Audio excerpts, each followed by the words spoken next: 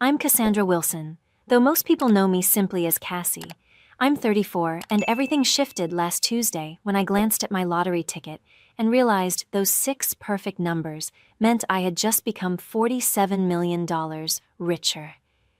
My hands trembled as I tried to process what I was seeing. Once the disbelief faded, an unexpected resolve took hold. I wouldn't breathe a word of this to anyone. My family and money have never mixed well, and past experiences taught me exactly what silence could protect. If you're tuned in right now, I'd love to see where you're watching from. Before I explain the choice that changed my future, don't forget to like this video and subscribe. I share true stories about loyalty, betrayal, and the thin line between the two. Until that life-altering Tuesday, my existence was painfully routine.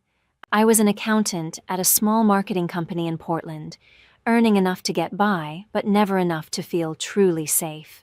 My one-bedroom apartment on the city's edge was simple, nothing special, yet it gave me a sense of independence. Each morning began at 6 with a cup of coffee and a lingering dread of deadlines and bills. The job consumed me, especially during tax season, when 60-hour weeks blurred into each other. As for my family, complicated doesn't even begin to cover it.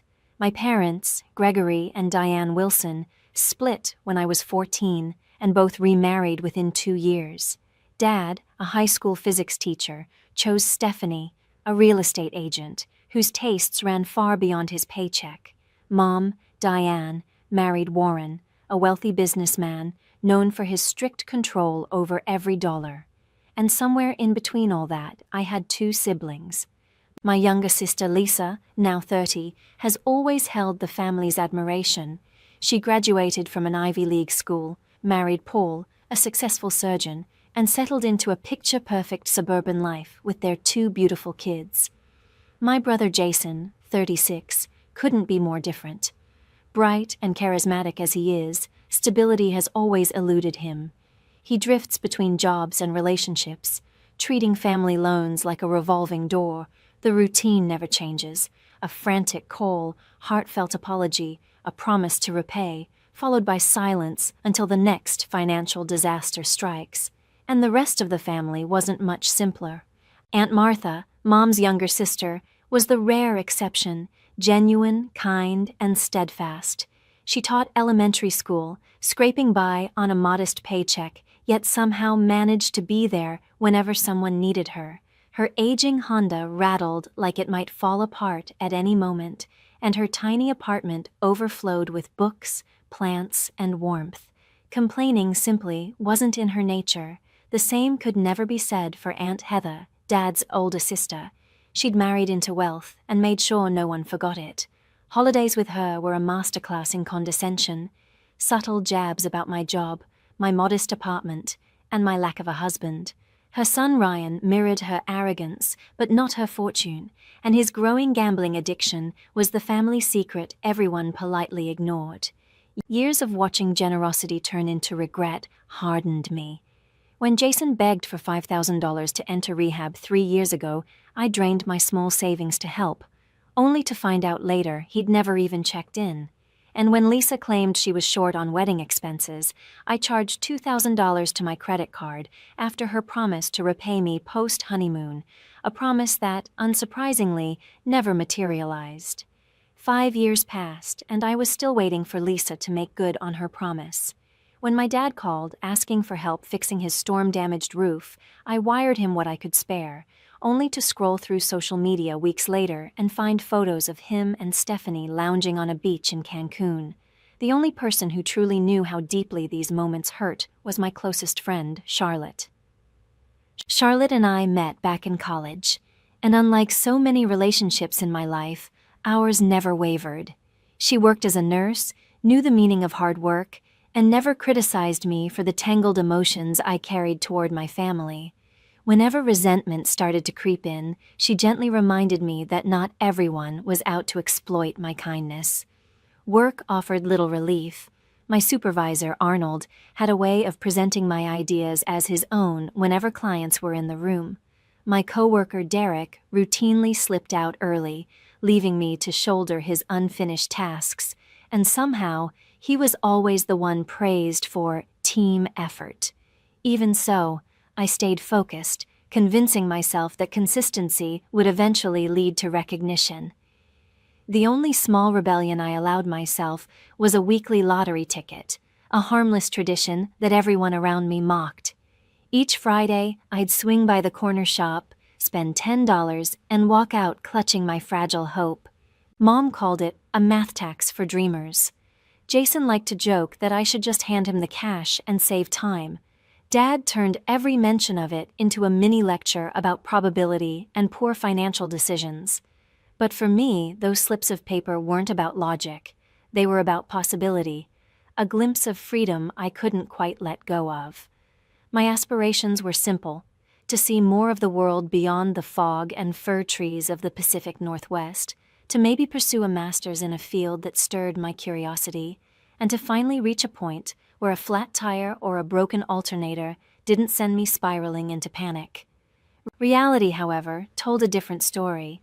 My mid-30s arrived with lingering student loans, stubborn credit card balances, and a monthly juggling act that left no room for error.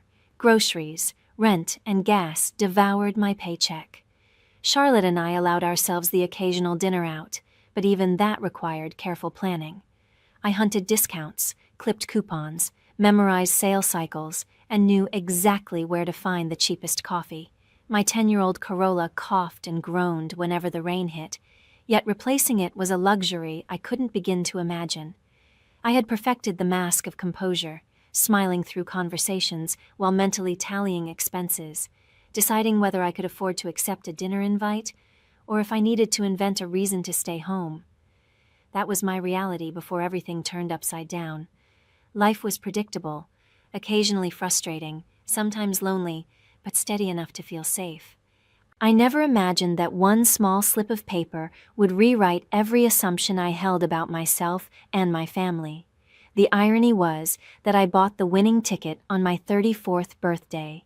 It came at the end of a brutal work week where Arnold, yet again, claimed my cost-saving strategy as his own, earning praise that rightfully belonged to me. Like every Friday, I stopped at Gus's corner market, but this time I deviated slightly from habit. "Happy birthday, Cassie!" Gus called out as I stepped inside. He was a friendly older man who had run that little store for more than 3 decades, always greeting regulars by name. "Thanks, Gus." "The usual, and maybe one extra for good luck," I said, handing him $20 instead of my typical 10.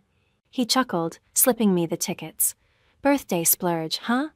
Maybe today's your lucky day," he teased with a wink. For once, I decided to pick my own numbers instead of going with random ones. 3 and 16 for my birthday, 12 for my mother's, 21 for my father's, 9 for Aunt Martha's, and 30 for Charlotte's. 6 numbers tied to the people who shaped my life, for better or worse. That evening, I treated myself to Thai takeout, opened the bottle of wine Charlotte had gifted me, and settled in for a quiet celebration. The drawing aired at 8, but I barely paid attention, scrolling through photos of other people's glamorous parties. At 8:30, I finally reached for my phone, expecting the usual disappointment. The first number matched, 3. I smirked. The next, 16th. My pulse quickened. Then came 12, 21, and 9. My breath caught. When the final number, 30, appeared, I froze. For a long moment, I couldn't move. This had to be a mistake. I checked the ticket again and again, then rewound the broadcast just to be sure. Each number appeared exactly as printed on my ticket. My hands trembled so violently the remote slipped to the floor. "No, that can't be," I whispered into the empty room. But the lottery's official site confirmed it. I was the sole winner of $47 million. After taxes, my share would come to roughly $28 million, an amount so vast it felt surreal for someone who, just hours earlier, had celebrated a 10% discount on laundry detergent. Sleep was impossible that night. Instead, I sat in the glow of my laptop, diving deep into stories of lottery winners and what became of them. What I found was unsettling. Articles chronicled shattered families, ruined friendships, and once ordinary people destroyed by sudden wealth. There were tales of relatives and old acquaintances crawling out of the woodwork, pleading for handouts, of winners bankrupt within years, lonelier than ever. One headline even called the lottery the fastest route to losing everything that matters. By dawn, I had made up my mind. I would collect the winnings, but no one would know. Not my parents, not my siblings, not even Charlotte, at least not until I had a plan. I needed time to understand how this fortune would change my life before anyone else tried to shape it for me. That morning, I called in sick for the first time in 3 years and booked a meeting with Philip Montgomery, an attorney who specialized in estate and financial law. His firm occupied a sleek office tower downtown. Sitting in the waiting area, clutching my purse with the winning ticket inside, I felt completely out of place, an ordinary woman holding an extraordinary secret. "Ms. Wilson," he greeted warmly, extending a hand. He was around 50, with neatly trimmed salt and pepper hair and intelligent, reassuring eyes behind designer glasses. "How can I help you today?" I inhaled deeply and slid the ticket onto his polished desk. "I need to claim this," I said quietly, without anyone knowing it's me. His eyebrows lifted for just a second before professionalism took over. "I see," he said calmly. "Well, you've come to the right place." For the next 2 hours, Philip walked me through my options. In our state, winners could remain anonymous by claiming through a trust or a legal entity. He detailed how to create a blind trust, how taxes would be handled, and why assembling a team of financial experts was essential to preserving wealth. The most common mistake, he cautioned, is sharing the news too soon. Once word spreads, there's no undoing it. I nodded, grateful to hear confirmation of what my instincts already told me. "I want to handle this properly," I said. "I don't want this money to destroy my life." Leaving his office with a folder of documents and a detailed checklist, I felt an odd blend of exhilaration and unease.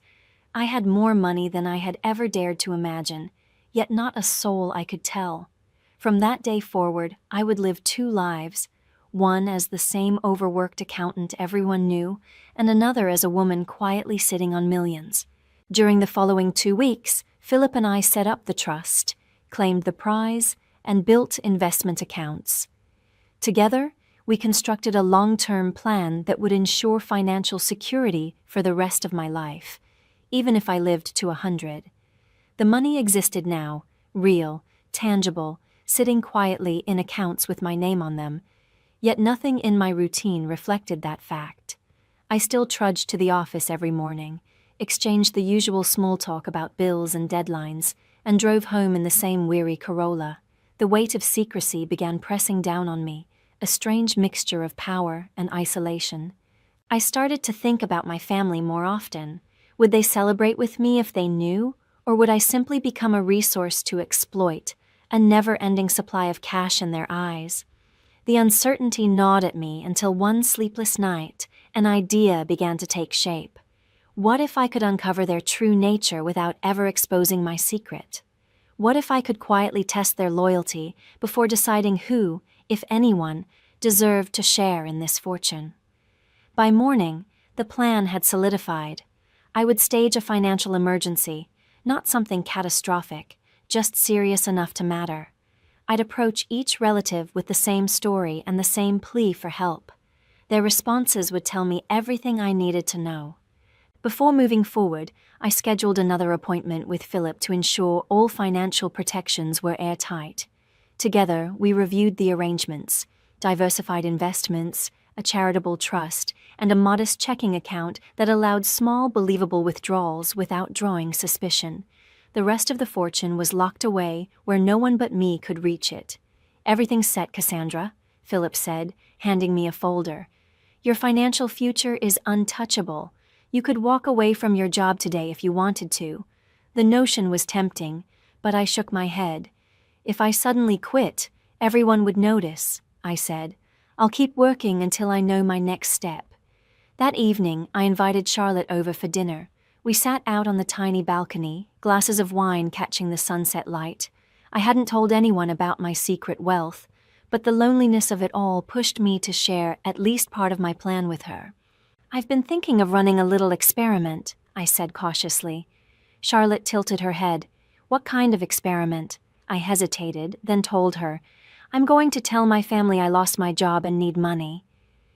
I want to see who actually helps, who cares enough to be there when I'm the one in need."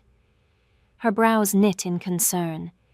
"Cassie, that sounds manipulative. Why would you do something like that?"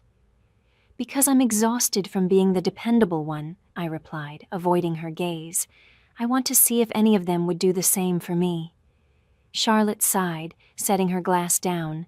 "But deceiving them? That's not you. Why not just talk to them? Tell them how you feel?" I gave a dry laugh. "You know my family, Charlotte. Honest conversations aren't exactly our specialty. You've seen the way they treat me," I said quietly. Charlotte frowned. "Still, this doesn't sit right. What are you hoping to prove?" "I'm not trying to prove anything," I answered quickly, though even as the words left my mouth, I knew they weren't entirely true. "I just need to know who genuinely cares about me and who only sees me as a bank account." She shook her head slowly. "Cassie, I think you're the one who's going to get hurt here. But I can tell you've already decided she was right. The plan had been forming all day, and by that evening it was fully constructed. I'd settled on a story that sounded plausible but not dramatic enough to raise suspicion. The marketing firm had gone under after losing its biggest clients. I'd tell them I was suddenly unemployed and needed $5,000 to cover rent and medical bills while searching for a new position.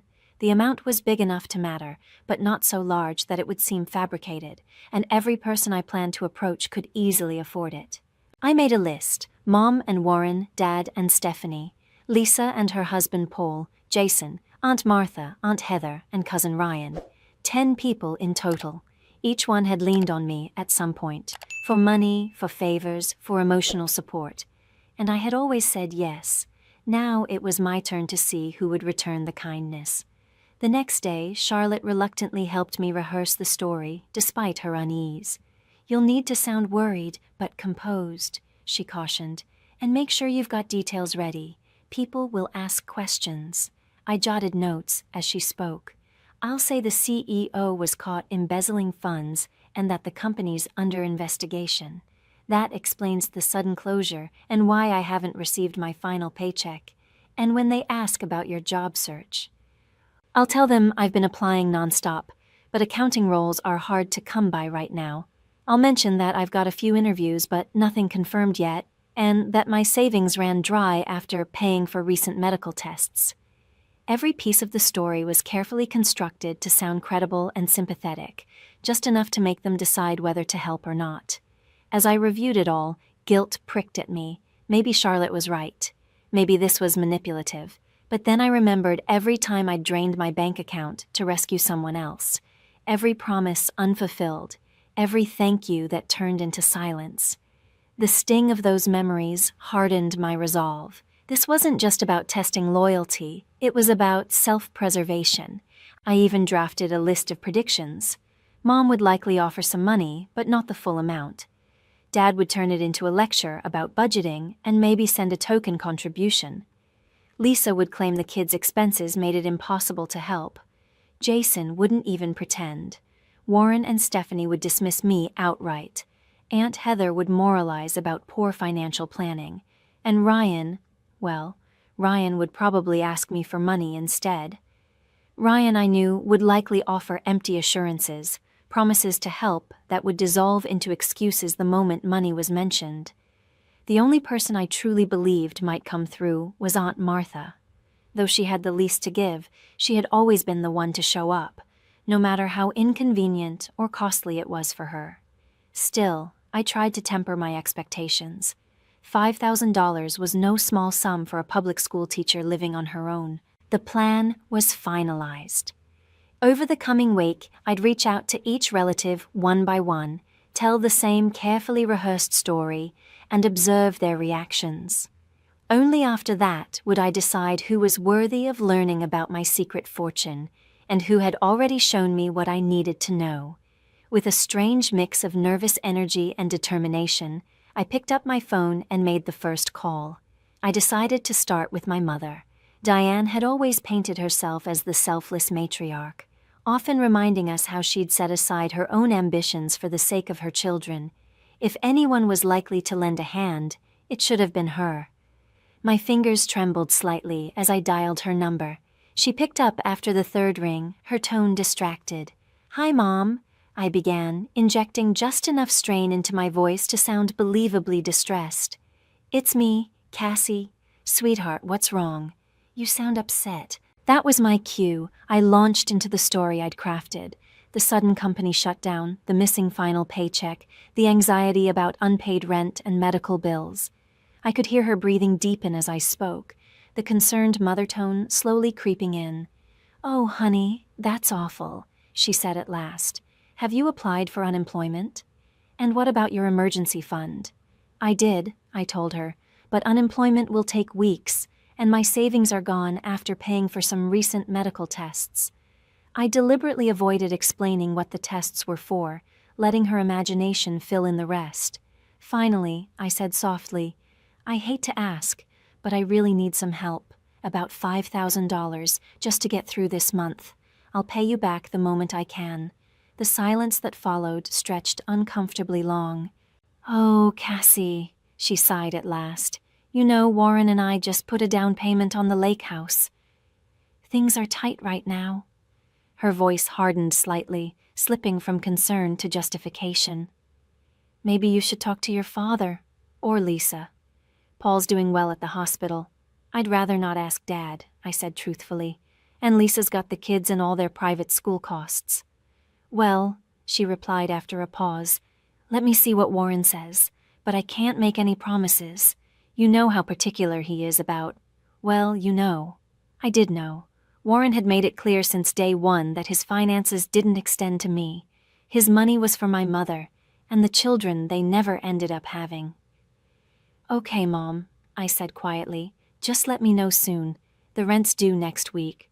"I will, honey, and I'm so sorry about your job," Mom said softly. "But these things have a way of working out for the best. Maybe it's time to consider a more stable career." After ending the call, I jotted down her reaction in the journal I'd started for this experiment. She'd shown sympathy, yes, but her first instinct had been to redirect the responsibility elsewhere. She hadn't said no outright, but I could already imagine how her discussion with Warren would end. A polite apology, an excuse, and no money sent. The following day, I met my father, Gregory, for coffee. I picked a busy cafe downtown, hoping a public setting might temper his response. As soon as I sat down, he gave me a once-over. "You look tired," he said matter-of-factly. I smiled weakly and launched into my prepared story. He listened with the expression of a man grading a paper, detached, analytical, occasionally nodding, but never showing emotion. When I finally mentioned the $5,000, he leaned back, crossed his arms, and sighed. "Cassandra," he began in his familiar lecture tone, "I've always told you to be financially responsible. This is exactly why I said you should keep 6 months of expenses saved. What happened to that plan?" "Life happened, Dad," I answered, careful to sound weary but not defensive. "Medical bills, car repairs, you know how it is. Not everyone can save that much." He shook his head slowly. "And now you expect others to bail you out. Have you looked at your spending habits? Do you really need to live in that area? What about your streaming subscriptions?"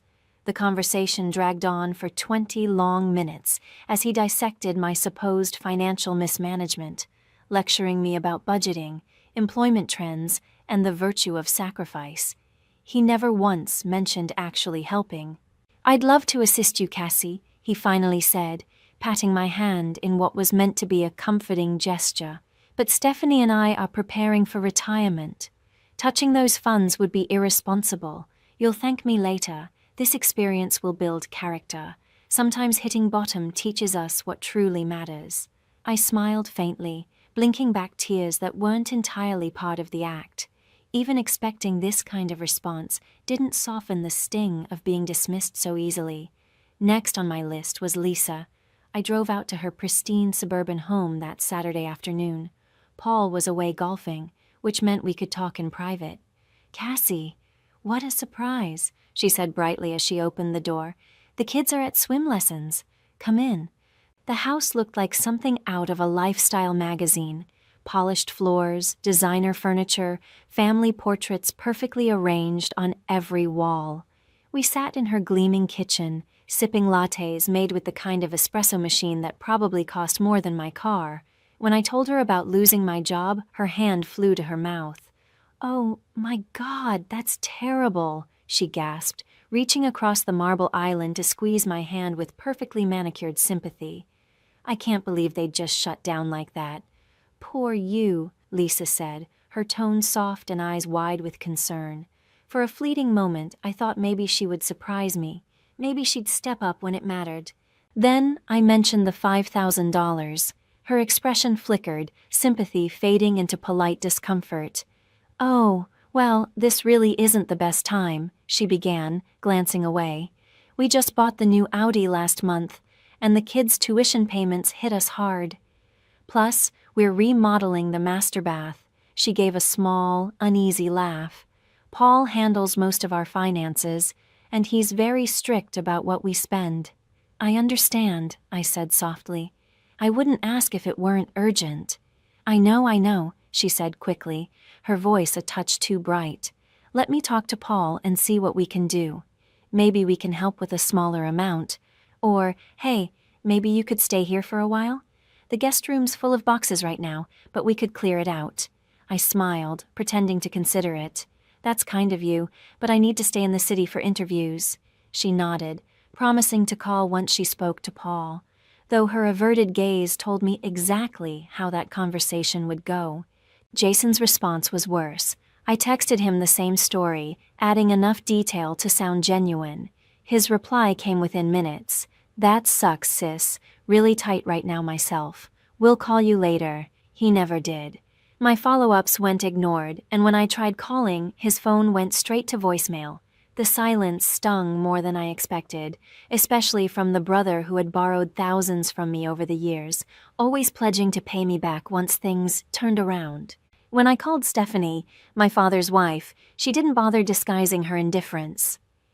"Cassandra, I know this must be stressful," she said briskly, "but Warren and I simply aren't in a position to assist right now. Maybe this is a chance for you to reevaluate your finances. Have you thought about finding a roommate or moving to a cheaper area?" I reminded her that I'd helped fund repairs for their vacation cabin the previous year. Her tone sharpened instantly. "That was different. It's a shared family property, and you've benefited from it too." The fact that I'd only been invited there once, for a single afternoon, was apparently irrelevant. Warren's response made hers sound gentle by comparison. When I called, he didn't waste time on small talk. "You're not my daughter," he said flatly. "I've supported your mother for years, but your financial troubles aren't my responsibility. Maybe you should have chosen a career that actually pays." Then he hung up. Ryan, at least, pretended to care. He texted back almost immediately, full of sympathy. "Absolutely, Cass. I'll help. Let's grab lunch tomorrow. I'll bring a check." Relief flickered for a moment, but the next day he texted an hour before we were supposed to meet. "Something came up.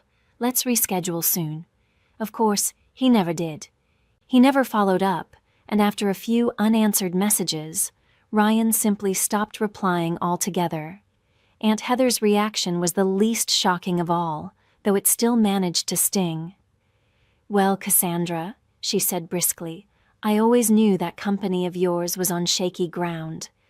I told your father, years ago, you should have taken that position at the bank, but no one ever listens to me." What followed was a long monologue about how various relatives had faced financial hardship and pulled themselves up without ever resorting to handouts. By that evening, Lisa texted to let me know Aunt Heather was already sharing my supposed financial recklessness with half the family. After a week filled with rejections, excuses, and unreturned calls, I was drained. The experiment had confirmed everything I feared. 7 people who had leaned on me in their worst moments couldn't offer even modest support when the tables turned. Knowing it intellectually didn't make the truth any easier to swallow. Then my phone rang. It was Aunt Martha. "Cassie, honey, your mom told me about the job," she said, her voice warm and full of concern. "Are you holding up okay?" I hadn't even contacted her yet. She'd heard through the grapevine and reached out first. That alone said more than any promise of money ever could. "I'm hanging in there," I said, unable to disguise the emotion in my voice. "Good. Listen, let's have lunch tomorrow. My treat," she said firmly. The next day we met at a cozy little diner near her apartment. Martha looked just as she always did. Silver-streaked hair tied back in a loose ponytail, jeans and a cardigan with mismatched buttons, a kind smile that reached her eyes. She hugged me tightly before we sat down. "I'm so sorry about what happened, sweetheart. That company didn't deserve you anyway." As we ate, she listened intently, asking practical questions about my job search and offering to connect me with some of her retired colleagues who might know of openings. When our plates were cleared, she reached into her purse and pulled out an envelope, sliding it toward me. "I want you to have this," she said gently. "It's $3,000. I know it's not everything you need, but it'll help with rent." I stared at it, speechless. "Martha, I can't accept this." "It's too much." "Nonsense," she said, waving away my protest. "Family helps family. And if you need somewhere to stay to save on rent, my sofa folds out into a bed. It's not fancy, but you're welcome as long as you need." Tears blurred my vision, not the controlled, deliberate kind I'd used during the other conversations, but the raw, unexpected kind that came from being seen. "Thank you," I whispered. "Don't worry about paying me back right away," she said, squeezing my hand. "Just get back on your feet, and this time find work that makes you happy." "Life's too short to stay somewhere that doesn't value you," Martha said as we left the diner. She hugged me again before I got into my car. "You're going to be fine, Cassie. You're smart, capable. This is just a detour." Driving home, I held the envelope she'd given me like it was something sacred. $3,000, money I knew she couldn't easily spare. The difference between her kindness and everyone else's indifference hit me hard. The only person who had stepped up was the one who had the least to give. Later that night, I couldn't shake the thought, so I did a bit of digging. What I found made my stomach twist. That $3,000 represented almost all of Martha's savings. She'd been quietly managing complications from type 2 diabetes, and her medication costs had recently gone up. She'd even taken on extra tutoring sessions after school to cover the difference. The realization left me breathless. Martha, the one person who struggled most, had offered me nearly everything she had, freely and without expectation. Meanwhile, my mother had spent $8,000 retiling her bathroom just a month earlier and couldn't spare $5 for her daughter. The next day, I invited Martha to dinner at my apartment. When she arrived, she sank into my old couch, smiling softly, though I could see the weariness in her eyes, lines etched a little deeper than before. I brought her a cup of tea and sat down beside her. "Martha, there's something I need to tell you," I began, my hands trembling slightly. "I haven't been completely honest with you." She looked at me with gentle curiosity, not alarm. "What is it, sweetheart?" "I didn't lose my job," I confessed in a rush. "The company's fine." I made up the story to see who in the family would help if I really needed it. Martha was silent for a few seconds, just studying me. Then she nodded slowly. "I see. Are you angry with me?" I asked quickly, dread tightening my throat. Losing her trust would be worse than any rejection I'd faced that week. Her brow furrowed slightly, but her tone stayed calm. "No, not angry." "Maybe a little sad," she admitted. "Sad that you felt you had to test people to know where you stand." She took a sip of her tea, thoughtful. "But I can't say I don't understand. Our family hasn't always treated you kindly. You were the only one who offered to help," I said quietly. "Everyone else either ignored me or found excuses." Martha sighed, the sound full of weary wisdom. People reveal who they are when generosity costs them something, she said softly. I learned that lesson a long time ago. What do you mean? I asked. She set her teacup down, folding her hands neatly in her lap. My ex-husband Robert, she said. Did I ever tell you the real reason we divorced? I shook my head. The family story had always been vague, just that they'd grown apart over time. I came into a small inheritance when my grandmother passed, Martha said softly. About $50,000. Not a fortune, but for us back then, it felt like a miracle. She gave a wistful smile. Robert immediately started talking about all the things he could do with it, investing in his friend's ventures, starting some big project. I wanted to save it, maybe put it toward a house someday. We argued about it for months. What happened? I asked quietly. One afternoon I found out he'd forged my signature and drained most of the account, she said, her expression calm but tired. He put the money into a restaurant his friend was opening. It failed within a year. When I confronted him, do you know what he said? She paused, eyes distant. He told me it was our money, not mine, and that he had just as much right to it, as though the inheritance being in my name meant nothing. I stared at her, stunned. I never knew. Everyone always said you just grew apart. Martha gave a small, humorless laugh. That version was easier for the family to swallow. Then she reached across and took my hand. The truth is, I learned something hard back then. Some people see you not as a person, but as an opportunity. It's a painful lesson. I'm so sorry, I said, squeezing her hand gently. It was a long time ago, she said with a small shrug, but it taught me something about money and about people. Money doesn't just show who others are, Cassie. It shows us who we are.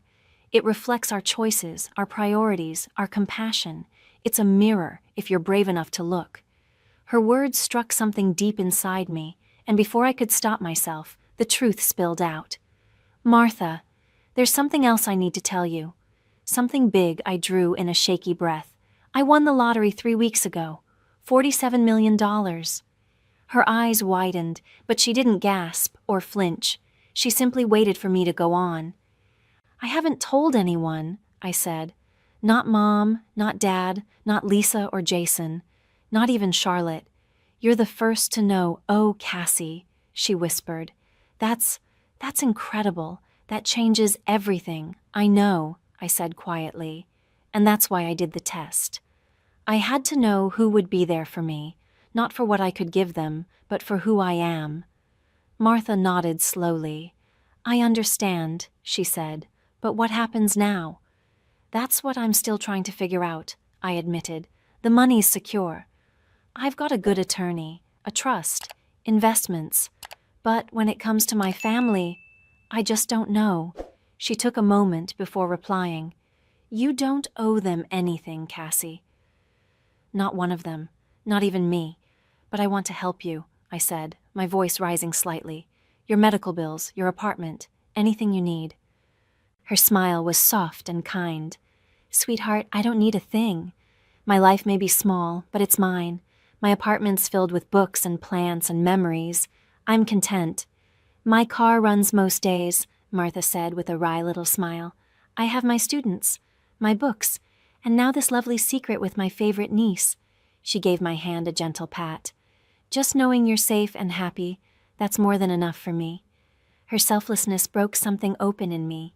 Here was a woman who had given me almost everything she had when she believed I was desperate, and now, knowing I was worth millions, wanted nothing at all in return.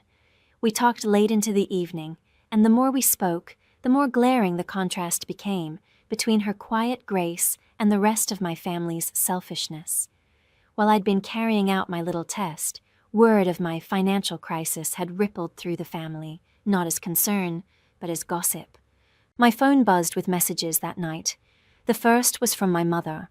Heard you asked Lisa for money too. You should have told me you were going around asking everyone. Feels like you're trying to pit us against each other. Then one from my father. Stephanie says you've been calling the whole family for handouts. This is exactly the kind of irresponsible behavior I've been warning you about. Each message confirmed what I already knew. Instead of compassion, they offered judgment. Instead of unity, whispers and blame. My so-called family had turned my fabricated plea for help into a moral indictment. Proof, in their eyes, that I was immature, manipulative, ungrateful, and in doing so they'd exposed themselves far more than I ever could have through words.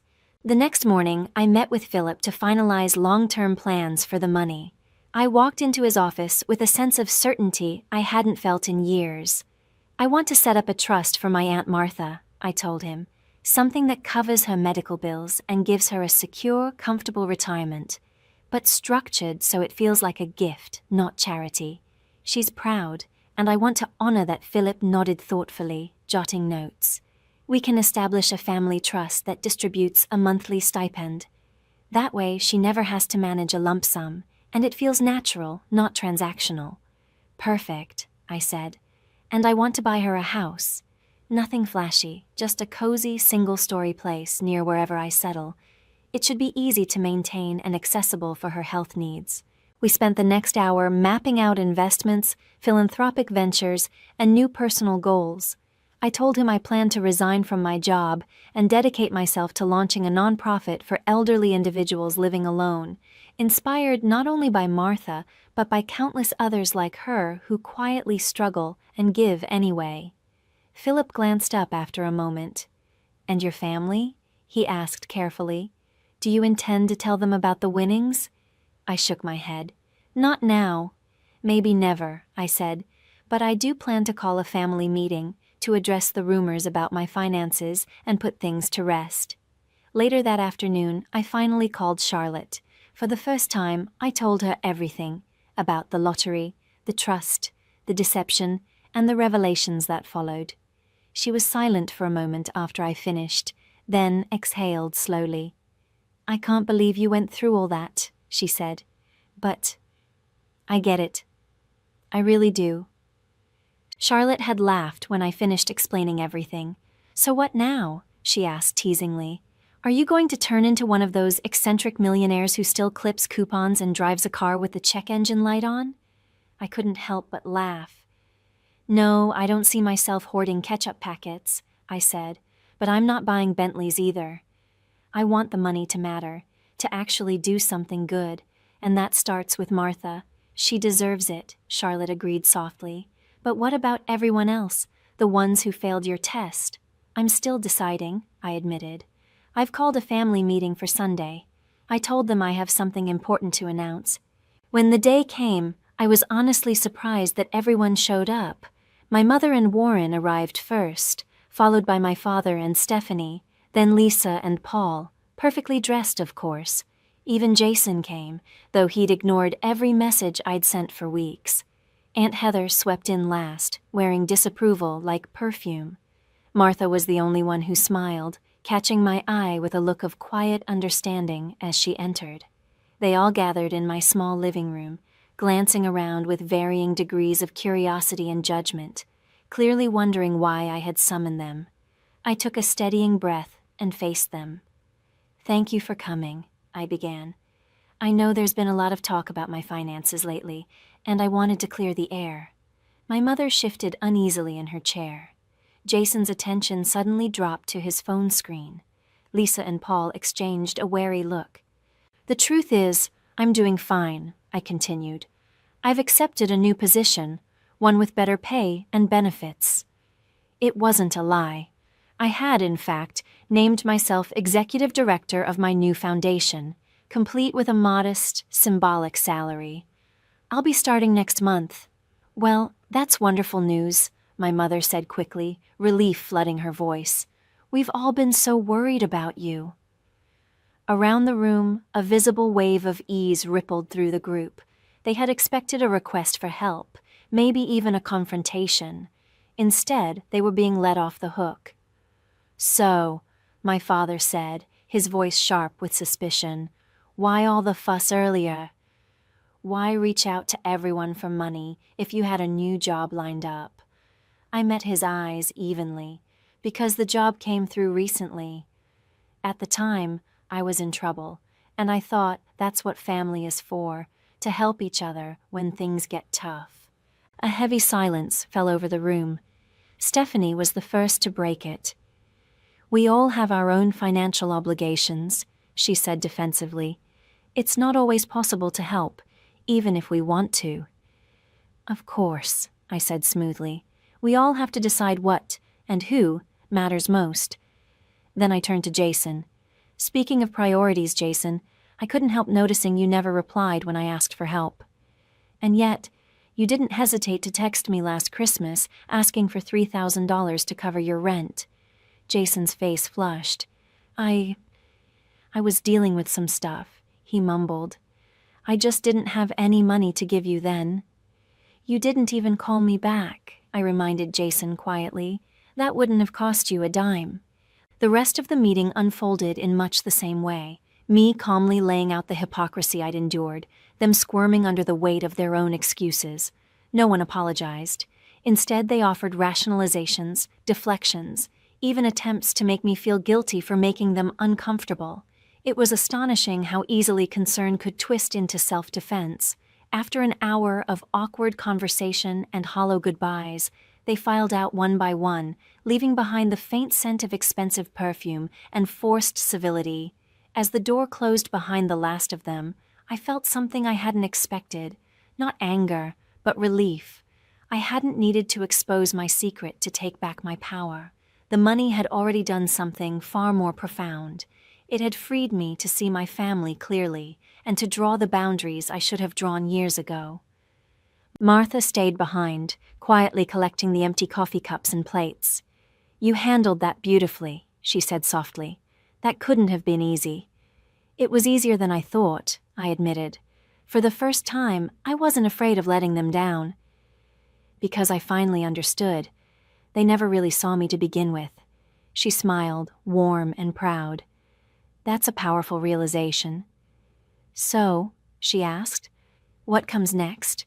I smiled back. "Next, we start looking for houses." For both of us, a year later, my life bore almost no resemblance to the one I'd lived the night I checked those 6 numbers. I now owned a beautiful but modest home on a quiet tree-lined street, with a garden that greeted me each morning in bloom. Just a few blocks away, Martha lived in her own cozy craftsman bungalow, a single-story place with wide doorways and soft light, designed so she could move easily on the days when her diabetes made walking hard. My nonprofit had become something far bigger than I had dreamed. We offered companionship, home maintenance, and emergency financial assistance to older adults living alone. Many of them, like Martha once had been, overlooked or forgotten by their own families. Within a year, we'd reached over 200 seniors across the city.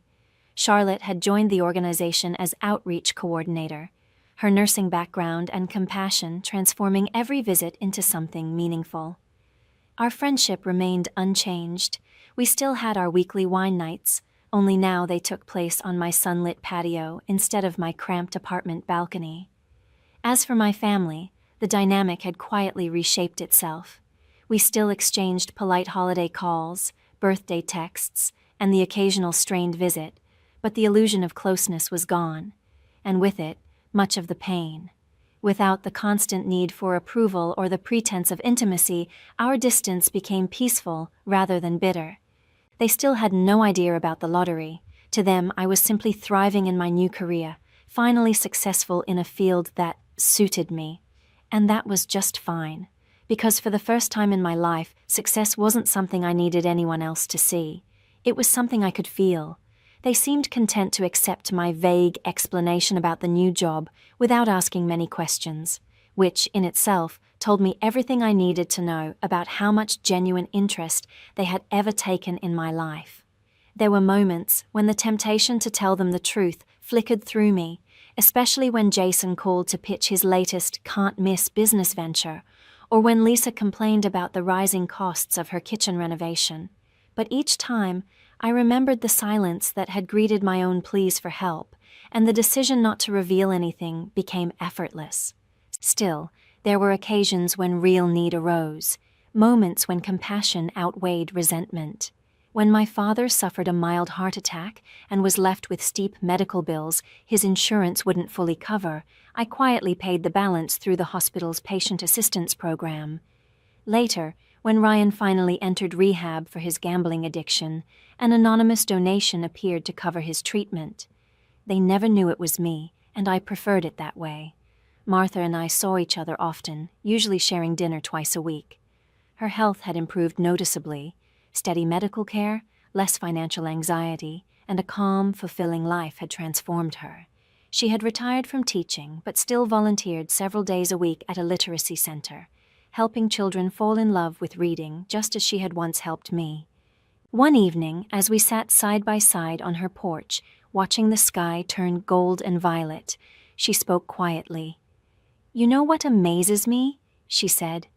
"How different everything could have been if you'd told them about the lottery from the start." I nodded, imagining that version of my life. "They would have been attentive, affectionate, maybe even doting," I said with a small smile. "And you'd never have known what was genuine," Martha replied. "That knowledge, painful as it was, gave you freedom." She was right. The experiment, though harsh, had illuminated more than I'd expected. It had stripped away illusion, showing me who truly belonged in my life and who merely took space in it. But the most profound lesson wasn't about them. It was about me. Before all of this, I had tied my worth to what I could give, to how much I could sacrifice, support, or rescue others. I had mistaken self-erasure for love and generosity for belonging. The truth was simpler and far kinder. Love isn't measured by what it takes from you, but by what it allows you to keep, your dignity, your peace, your sense of self. Martha's love had proven that. Real love gives freely, but it also respects boundaries. It doesn't demand repayment, and it never confuses dependence with devotion. And because of her, I had finally learned to live by that truth. It was steady and real, there in the quiet moments as much as in the storms. At first, I'd kept the truth about my winnings hidden out of fear, terrified that money would twist the people I loved or poison what little trust remained between us. What I hadn't expected was that the secret would do the opposite, not distort my relationships, but reveal them. It peeled away the layers of performance and showed me, with painful clarity, who everyone had always been. The money hadn't changed anyone. It had simply shone a light on their true nature. My world now was richer in ways that had nothing to do with wealth, full of purpose through my foundation, genuine closeness with Martha and Charlotte, and a grounded sense of self-worth that no outside approval could shake. Most of all, I had peace, the kind that comes when you stop chasing validation from people who can't give it. The financial fear that had haunted me for years was gone, but so was the constant ache to be seen and loved by those who only valued what I could provide. I had finally built a life guided by principle, not by insecurity. Martha reached over, her familiar hand warm against mine. "You did good, kiddo," she said softly. "Not just with the money, with what you learned." I smiled through the emotions swelling in my chest. I had the best teacher. As the sun slipped beneath the horizon, painting the sky with streaks of pink and gold, I thought back over the path that had brought me here, from the shock of seeing those winning numbers, to the sting of disappointment, to the quiet joy of turning that windfall into something meaningful. The lottery had changed my life, yes, but not in the ways I'd once imagined. It hadn't bought happiness or fixed old wounds. It had simply given me the freedom to see clearly, to choose intentionally, to live honestly. In the end, the most valuable thing I gained wasn't measured in dollars. It was the understanding that the people who truly belong in your life aren't the ones who appear when you have plenty to give, but the ones who remain when all you can offer is yourself. Have you ever tested someone's loyalty? What did that reveal to you? Share your experiences in the comments below. And if this story spoke to you, please remember to like and subscribe for more real stories about family, trust, and rediscovering what really matters. And most importantly, share this with someone who needs to be reminded that their worth isn't defined by what they can give. Thank you for listening, and may you find the clarity to see the truth in your own relationships.